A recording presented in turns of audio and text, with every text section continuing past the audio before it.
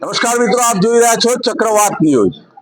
Merchant કોલેજની અંદર દીકરીના મોતના મામલે અત્યારે ડોક્ટરોની પેનલ દ્વારા પોસ્ટમોર્ટમ ચાલી રહ્યું છે, ત્યારે મર્ચન્ટ કોલેજની અંદર અભ્યાસ કરતા વિદ્યાર્થીઓના ટોળે ટોળા અહીંયા આવી ચૂક્યા છે।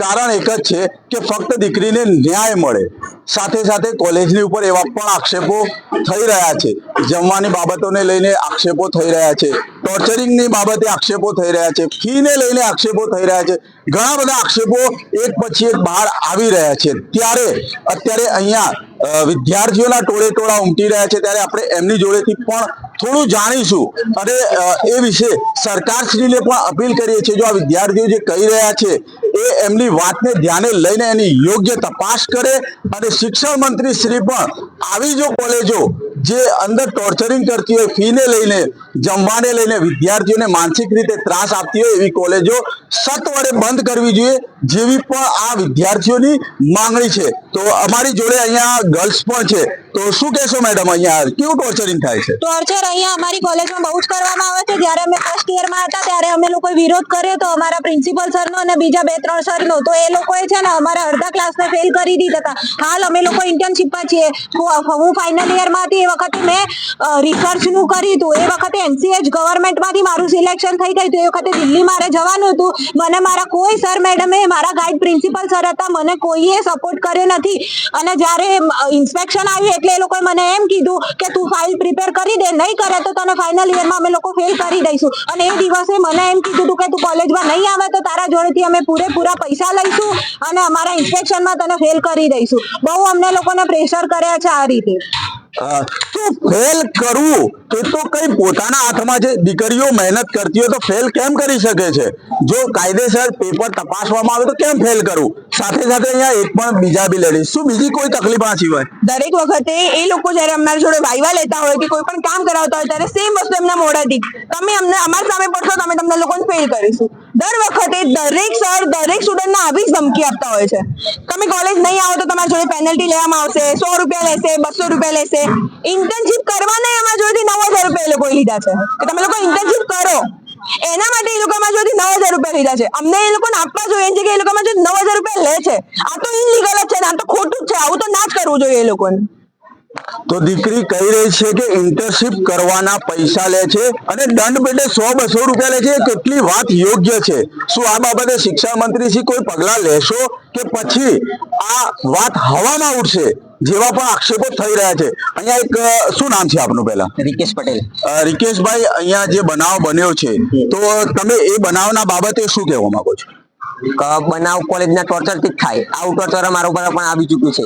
જો એક દિવસ કોલેજ ના જઈએ તો એનો 100 રૂપિયા કે 500 રૂપિયા દંડ લેવામાં આવે, અને એ દંડની જો પાવતી માંગીએ તો એવું કહેવામાં આવે તમને વાયવામાં ફેલ કરી દેવામાં આવશે, કાયદેસર ફેલ કરે પણ છે।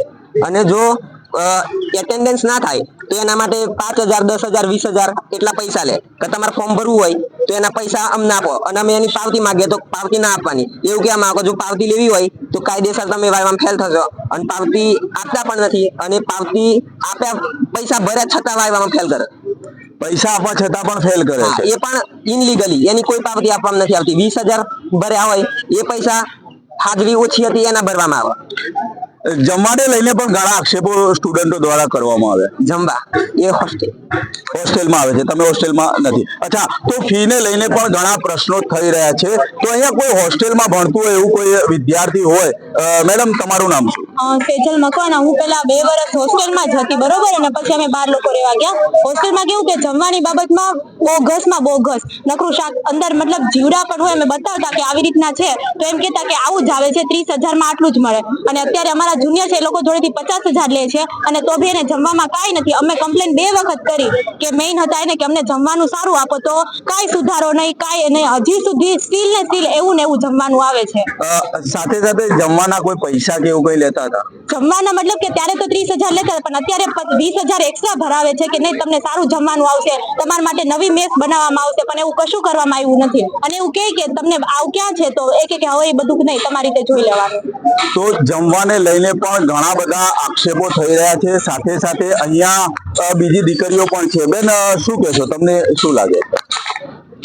હા, હોસ્ટેલમાં ઘણી બધી તકલીફો તો છે જ, પણ સૌથી મોટી તકલીફ જમવાની છે, અને અમુક વસ્તુમાં એમનું ટોર્ચર કે છોકરીઓ આવું કરશે તેવું કરશે, તમે જમવાનું બંધ કરાવી દઈશું, અમે લાઈટ કાપી નાખશું, આ બધા જ આક્ષેપો અમે મૂકી રહ્યા છીએ અને જે સાચા જ છે. આ આક્ષેપો સાચા છે જેવું વિદ્યાર્થીનીઓ દ્વારા પણ કહેવામાં આવ્યું છે, વિદ્યાર્થી દ્વારા પણ કહેવામાં આવ્યું છે. સાથે સાથે અમારા મીડિયાના મિત્રોને એવી પણ જાણકારી મળી છે કે જો કોઈ પણ સ્ટુડન્ટ મીડિયા સમક્ષ પોતાનું નિવેદન આપશે તો એના ઉપર એક્શનો લેવામાં આવશે, અત્યારે નહીં તો ભવિષ્યમાં પણ. જે વિદ્યાર્થીઓએ ઓફ કેમેરા કહ્યું છે તો પ્રશાસનને આ પણ એક નમ્ર વિનંતી છે અને શિક્ષણ મંત્રી શ્રી, મુખ્યમંત્રી શ્રી, જે પણ અધિકારીઓ છે દરેકને વિનંતી છે કે યોગ્ય તપાસ થાય, વિદ્યાર્થીનીને ન્યાય મળવો જોઈએ અને જે મીડિયા સમક્ષ લોકો બોલ્યા છે એમની ઉપર કોઈ આડઅસર થવી ન જોઈએ, યોગ્ય નિર્ણયો થવા જોઈએ. તો કેમેરામેન જીગરભાઈ સાથે વસીમ મંસૂરી, મહેસાણા.